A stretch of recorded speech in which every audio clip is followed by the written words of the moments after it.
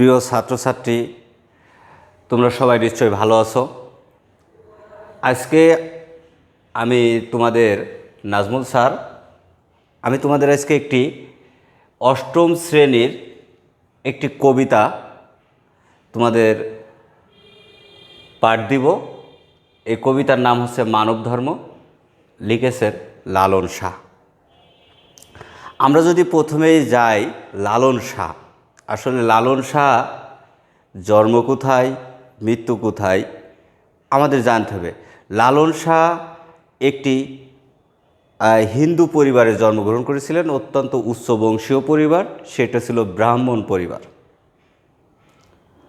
লালন শাহ যখন ধীরে ধীরে বড় হতে থাকে, তখন লালন শাহর একদিন কুষ্ঠরোগ হয়, যাকে আমরা বলি বসন্ত।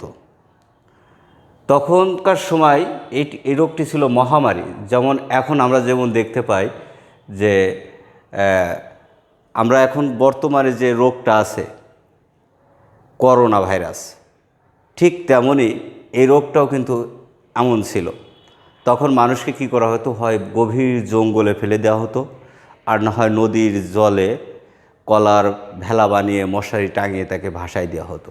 ঠিক আমাদের এই কবির বেলায়ও এমনটি করা হয়েছিল। নদীতে কলার ভেলা বানিয়ে মশারি টাঙিয়ে তাকে ভাসায় দেওয়া হয়েছিল। নদীতে ভাসতে ভাসতে লালন শাহ এক মুসলিম দম্পতির ঘাটে উঠেছিল। মুসলিম দম্পতি তাকে ধাক্কা দিয়ে না ফেলে দিয়ে তাকে কোলে তুলে নিয়ে চলে গিয়েছিল। হ্যাঁ প্রিয় ছাত্রছাত্রী, এখানে কিন্তু মজার বিষয় দাঁড়ায় গেল। মুসলিম যে দম্পতি ছিল তারা কিন্তু অত্যন্ত সাহসের পরিচয় দিয়েছিল। এখন আমরা দেখতে পাই করোনা ভাইরাসে মা বাবাকে চেনে না, স্বামী স্ত্রীকে চেনে না, কেউ কাউকে চেনে না। তখনকার সময় এটিও ছিল সোয়াইসে একটি রোগ। তখন এই মুসলিম দম্পতি তাকে বুকে জড়িয়ে ধরে অত্যন্ত আদর যত্ন আপ্যায়ন করে বা স্নেহ মমতা দিয়ে তাকে ভালো করেছিল। আমাদের কিন্তু একটি জিনিস, এই করোনা ভাইরাসকেও আমরা কিন্তু যদি একটু আদর যত্ন মমতা সাথে যে রোগীটা হয়েছে তাকে যদি একটু দেখা যায়, একটু সেবা করা যায়, দূর থেকে হোক যেমন করে হোক, তবু কিন্তু রোগীটা ভালো হওয়ার সম্ভাবনা থাকে, তার সাহস হবে, তার শক্তি হবে, তার মনোবল বাড়বে। তাই আমরা কিন্তু চাইব লালন শাহর মতন সেই মুসলিম দম্পতির মতন কাউকে অবহেলা না করে বুকে জড়িয়ে সেবা যত্ন করে বড় করে তোলা যায়। আবার দেখা যাচ্ছে লালন শাহ যখন রোগ ভালো হয়ে গেল, তখন লালন শাহ যখন বাড়ি গেল, মা নেই না, বাবাই নেই না। কেন নেই না? যে তুই মুসলিম পরিবারে খাদ্য গ্রহণ করেছিলি, মুসলিম পরিবারে তুই এতদিন সেবা যত্ন নিয়েছিলি, সেই জন্য তাকে ছেড়ে চলে আসতে হয়। তার বউটাও তাকে গ্রহণ করে না। লালন শাহ তখন মনের দুঃখে কোথায় চলে যায়, অত্যন্ত কষ্ট পায়ে সিরাজ শাহের কাছে যায়, তার গুরু সিরাজ শাহ। লালন শাহ সেই সিরাজ শাহের কাছে যে শিক্ষা দীক্ষা যাই গ্রহণ করার পরে তার নামের শেষে অর্থাৎ শাহ যোগ হয়। তাহলে শাহ যোগটা কোথা থেকে পেলাম? সিরাজ শাহের কাছ থেকে শিক্ষা গ্রহণ করার পরে তার গুরুর নামের শেষটা তিনি কিন্তু দখল করেছিলেন। এখন আমরা লালন শাহর জন্ম সম্পর্কে একটু জানি, আরও বিস্তারিত অনেক কিছুই আছে। তারপর আমরা এখন লালন শাহর জন্ম হচ্ছে 1772 সালে, আর মৃত্যু হচ্ছে 1890 সালে কুষ্টিয়ার শেউরিয়া গ্রামে। এখন সেই লালন শাহ কি করছে? লালন শাহ ছিল মানবতাবাদী মরমী কবি। তিনি অর্থাৎ মরমী কবি। গানে তিনি নিজেকে কি উল্লেখ করেছিলেন? গানের মধ্যে নিজেকে তিনি ফকির উল্লেখ করেছিলেন। এখন এখানে আমরা সবাইকে বলি ফকির, ফকির বলে অনেকে গাইল দিই। আসলে ফকির শব্দটা কি? অনেক উচ্চ লেভেলের একটি শব্দ। ফকির কিন্তু সবাই হতে পারে না। রাস্তায় যে ভিক্ষা করে সে কিন্তু ফকির না, সে হলো ভিক্ষুক। ফকির কারা? ফকির হলো সাধক। যারা সাধনা করে, যারা সাধক, যারা ধর্মীয় লাইনের লোক তাদেরকে বলা হয় ফকির। ফকির জ্ঞানীগুণী ব্যক্তিরাই ফকির হয়। ফকির কিন্তু রাস্তায় ভিক্ষুককে এদেরকে ফকির বলা যায় না। তাই লালন শাহ তার নিজের গানের মধ্যে মাধ্যমে নিজেকে ফকির উল্লেখ করেছিল। তাহলে আমরা লালন নতুন কি প্রকাশ করেছিল? লালন একটি নতুন দর্শন প্রকাশ করেছিল। লালন দর্শন প্রকাশ করেছিল। লালনের গানের মধ্যে যেমন আধ্যাত্মভাব ও মরমী রস ব্যঞ্জনা তার গানের বিশেষ বৈশিষ্ট্য পেয়েছিল। লালন সহস্রাধিক গান রচনা করেছিল। এখন আমরা একটু পরে যাই, আমরা একটু কবিতার কয়েকটি লাইন আগে পড়ে আসি। যেমন মানব ধর্ম লালন শাহ। সব লোকে কয় লালন কি জাত সংসারে। প্রথম লাইনটাই কিন্তু আমরা যদি একটু মনে করে রাখি তাহলে আমরা কিন্তু অনেক কিছুই জানতে পারবো। সব লোকে কয় লালন কি জাত সংসারে। এই কবিতায় আসলে মানব ধর্ম একটি গান। এই গানটাকে আমরা কবিতা আকারে রূপ দিছি। তাই কবিতার যখন আমরা যদি প্রশ্ন আসে যে কবিতাটি কোথা থেকে নেওয়া হয়েছে, এতটুকু লিখতে হবে, সব লোকে কয় লালন কি জাত সংসারে। এই গানটি মানব ধর্ম কবিতা হিসেবে গৃহীত হয়েছে। মানে এই লাইনটা আমাদের মনে রাখতে হবে। তাহলে এখানে দাঁড়ালো কি, সব লোকে কয় লালন কি জাত সংসারে। আমরা সবাই প্রশ্ন করে থাকি লালনের কি জাত। লালন হিন্দু, বৌদ্ধ, খ্রিস্টান, মুসলিম। আসলে আমাদের এই প্রশ্নের উত্তর এত সহজেই কেউ পাবে না। লালন কি জাত? লালনের একটি জাত আছে, লালনের একটি সংসার আছে। লালনের সে জাতের নাম কি? লালনের সে সংসারের নাম কি? লালনের একটি জাত হচ্ছে মানব ধর্ম, লালনের একটি সংসারের নাম হচ্ছে মানব ধর্ম। তিনি মানুষকেই বুঝেছেন, তিনি মানুষের কোথায় কি আছেন সব কিছুই জানছেন, বলেছেন, এবং তিনি মানুষ ছাড়া অন্য কাউকে কোনো ধর্ম, বর্ণ কোনো কিছুই করে নাই। তিনি মানুষকে সবথেকে বড় ধর্ম হিসেবে দেখেছেন, তিনি মানুষকেই বড় সংসার হিসেবে দেখেছেন। তার কাছে হিন্দু, বৌদ্ধ, খ্রিস্টান বলে কোনো কিছু নেই। তিনি মনে করতেন সব মানুষ একজনের সৃষ্টি।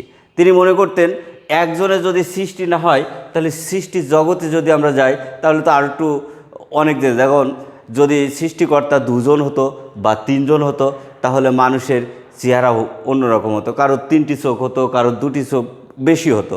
তাহলে হিন্দুরও 2টি চোখ, মুসলমানেরও 2টি চোখ, খ্রিস্টানেরও 2টি চোখ, 2টি হাত, 2টি কান, সবই একই রকম, রক্ত লাল একই।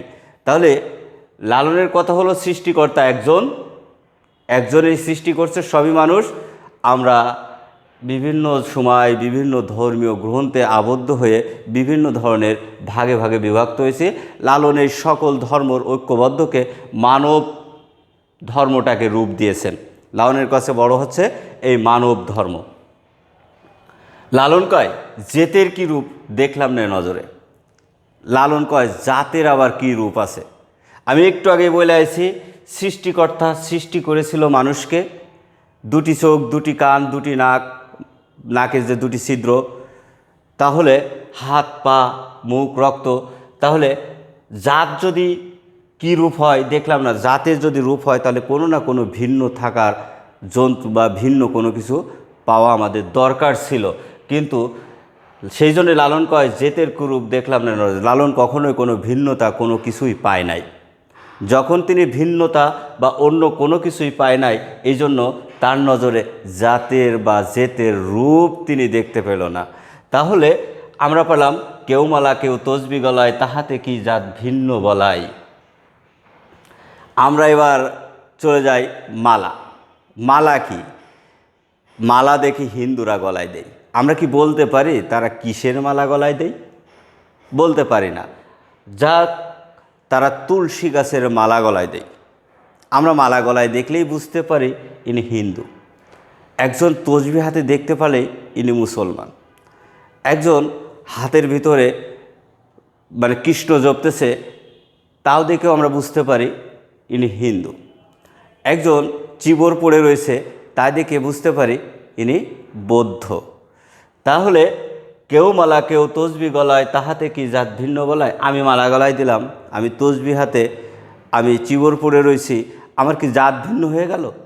কখনোই না। এখানে জাতের কোনো ভিন্নতা নাই, সে মানুষ। কেন মানুষ লালন বলছে যাওয়া কিংবা আসার বেলায় যেতে চিহ্ন রয়কারে? তাহলে এই প্রশ্নটার উত্তর এখন কি হবে? যাওয়া কিংবা আসার বেলায় আমি যখন মরে গেলাম, তাহলে শরৎচন্দ্রের একটি কথা মনে পড়ে যায় আমার। যখন নদীর ঘাটে একটি তার নৌকায় লাশ বাঁধে, তখন তিনি কি করলো? তিনি দেখলো উপরেও তুললো না, নিচেও তুললো না। কয় এ কি হিন্দু না বৌদ্ধ না খ্রিস্টান, আমি কিভাবে চিনব? তখন সে কী করলো? উপরে উঠে পোড়ালো না, দাহও করলো না। তিনি কি করলো? লাশ তো লাশ, মরা তো মরা, আরও ধাক্কা দিয়ে ফালাই দিল। আবার এখানে দেখো দেখা যাচ্ছে লালন বলে যাওয়া কিংবা আসার বেলায় যেতে চিহ্ন রয় করে। আমি যখন আসি তখন থাকি শিশু, ছোট্ট শিশু, নিষ্পাপ। কিংবা যাওয়ার সময় চলে যায় কোথায়? মরা, লাশ। আমি যখন মারা যাব, আমার কিন্তু ঘরের ভিতরে বেশিক্ষণ রাখবে না, আমাকে হয় দাহ করতে নিয়ে যাবে, না কবর দিতে নিয়ে যাবে, যে কোনো একটি জায়গায়, না সমাধিস্থল আমাকে নিয়ে যাবে। কিন্তু তখন আমারে বলবে কি? লাশ। সবাইকে, হিন্দুকেও বলবে, বৌদ্ধকেও বলবে, খ্রিস্টানকেও বলবে, সে হলো একটি লাশ। আর যখন আমি জন্মগ্রহণ করছি, তখন আমার হচ্ছে আমি একটি অবুঝ শিশু। তাহলে এখন আমার কি দাঁড়াইলো? যাওয়া কিংবা আসার বেলায় যেতে চিহ্ন রয়কারে। আমি যাইতেছি কিংবা আসতেছি, তখন তো আমার থাকতেছে না চৌধুরী বংশ, ব্রাহ্মণ, তাই না? তারপর আরও বড় বড় কিছু। তখন তো আমার মরার সময় কেউ বলতেছে না, তখন আমাকে বলছে এটি একটি লাশ। আসার সময় তো কেউ আমারে বলে নাই যে শিশু, না বলে কেউ তো আমার বলি নাই যে ইনি মানে চৌধুরী, ইনি অমুক টমুক। আমি যাওয়ার আসার সময়, তাহলে লালনের কথা কিন্তু অত্যন্ত মনোযোগী দিয়ে আমাদেরকে বুঝতে হবে। কবিতা বোঝার আরও বহুত ভেদ আছে, কিন্তু অত গভীরে যাওয়া যাবে না। গর্তে গেলে হয় গর্তে গেলে কূপ জল কয়, গঙ্গায় গেলে গঙ্গা জল হয়। এখানে লালন বলছে জল, জল অর্থ হচ্ছে পানি। সেই জল আমি যদি এখন একটি বোতলের পানি নিই, এই পানিটা যদি আমি একটি নর্দমা ড্রেনে ফেলে দিই, তখন আমি যদি কাউকে বলি যে পানিটা তোলো তো আমার বলে স্যার নর্দমার পানি তুলব, আর তখন তিনি বলবে নর্দমার পানি। আবার যদি আমি বোতলে দিই, তখন করে স্যার বোতলের পানিটা খাবো, তিনি বলবে খাবো। আমি যদি বলি তাহলে একটি পুকুর ঘাটে যাই, তাহলে পুকুর থেকে পানি তুলতে, স্যার এটা হলো পুকুরের পানি। আমি যদি নদীর থেকে তুলি, তখন হয় নদীর পানি, তাই তো? তাহলে বৃষ্টি হলে বৃষ্টির পানি। যখন মূলে সেই এক জল, ভিন্ন জানায় পাত্র অনুসারে।